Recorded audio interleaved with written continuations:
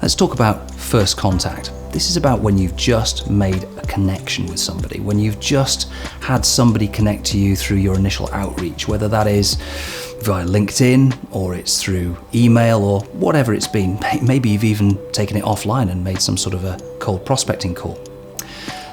Your initial outreach has got to be something which makes you sound different to everybody else, because everybody's trying to connect to everybody else and there are a lot of people out there trying to sell. The problem with a lot of people who try to sell is, well, they sound salesy. And as we've discussed in previous sections, really sounding salesy means that you don't always sound as honest as you actually are. Now, being honest isn't enough, because of course when you talk about your stuff, when you talk about what it is you do, you're very honest when you say that what you do is great, that the stuff that you've got is the best of its kind in the marketplace. You must believe that, otherwise you wouldn't be doing what you're doing.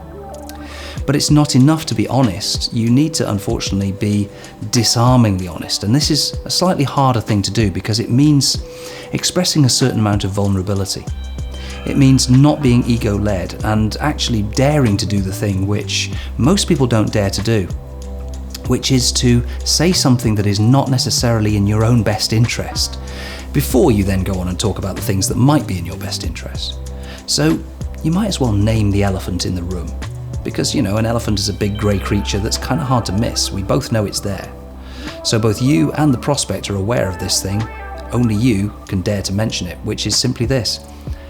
Mr. Prospect, Mrs. Prospect, Miss Prospect, thank you very much for the connection. I really appreciate it. I only know what I've read about you online. I only know what I know from LinkedIn. So if I'm honest with you, I don't actually know whether or not there's any reason why we might want to do business together, because I don't know enough about you yet. Would it make sense if we just spent a few minutes kind of having a conversation to work out what's going on in your world and whether or not there's any way in which we can help each other? It's a nice approach. It's an ethical approach. It's also not what people are used to hearing. The key word here is authenticity.